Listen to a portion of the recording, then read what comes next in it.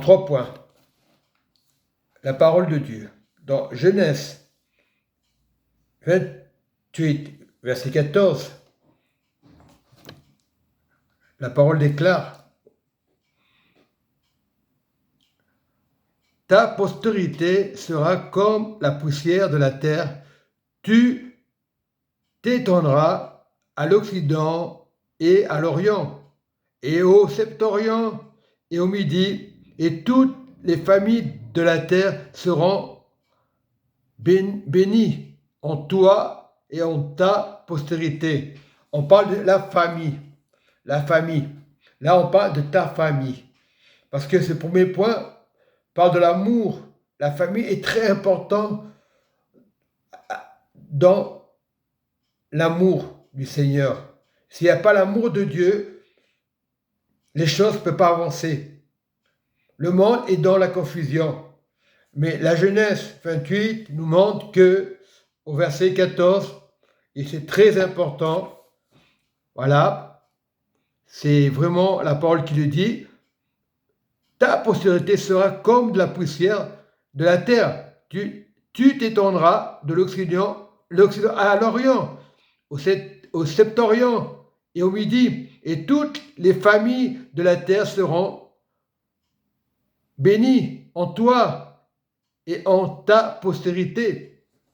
Donc, nous devons faire les choses de Dieu. C'est très important. Deuxième point, le Psaume 107 nous dit: louez l'Éternel, car il est bon.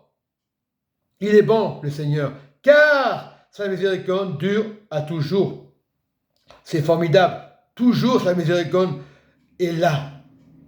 Parce qu'il est bon. L'homme peut être méchant. Le cœur de l'homme peut être méchant par-dessus tout. Mais Dieu nous change pour qu'on devienne meilleur. Voilà, c'est très important, la famille. Louez l'Éternel, parce qu'il est bon. Mets-toi ça dans ton cœur, dans tes pensées. Tu dois garder ça. Car la miséricorde dure toujours. Le monde passera, mais sa miséricorde dure toujours. Donc nous devons être dans sa miséricorde. Oui. Et le Seigneur, il est là pour te ramener dans ta conscience. Et le Psaume 133 nous déclare: Éternel, je n'ai ni un cœur qui s'enfle, ni les regards hautains, c'est-à-dire un cœur d'orgueil. Je ne m'occupe pas de choses trop grandes et trop élevées pour moi. Loin de là, je reste tranquille. Et le psaume, bon là je me suis trompé, c'était le psaume 131, j'ai pris 133, verset 1, cantique des degrés de David. Voici, ô qui est agréable, qui est doux pour des frères de demeurer ensemble dans l'assemblée. Là, je parle des frères spirituels, mais il faut nos familles, ceux qui nous ont mis au monde. Ta mère t'a mis au monde. Oui, ton papa, c'était la graine qui a donné un moment. Nous devons être respectueux pour nos parents. Parce que c'est important, la famille spirituelle. On grandit avec la famille spirituelle. On témoigne pour la famille spirituelle. Lorsqu'il y a un changement, on témoigne. Et on peut toucher nos familles. Très important. Ça va en famille spirituelle. Prier pour que nos familles, oui, deviennent spirituelles. Parce qu'ils sont séduits. On ne doit pas les mépriser. Dieu a tant aimé le monde qu'il a donné son Fils afin que personne périsse. Mais c'est à nous à faire la part des choses. Le Seigneur a fait la part des choses. Nous devons montrer nos témoignages. C'est dans le calme, la confiance que sera notre force. On veut amener nos familles à l'église pour qu'ils soient spirituels, pour que leur vie soit meilleure. Il ne faut pas les mépriser. Peut-être qu'ils ne sont pas avec toi. Papa et maman n'est pas avec toi. Elle n'est pas dans l'église avec toi. Mais on ne peut pas mépriser l'image de Dieu. Nous, on était pareils. On était ignorants. Beaucoup ont prié pour nous, mais parce que c'était le temps de Dieu. Il ne faut pas se poser la question, ah, pourquoi je suis homme de Dieu? J'étais voyou, tu n'es pas voyou.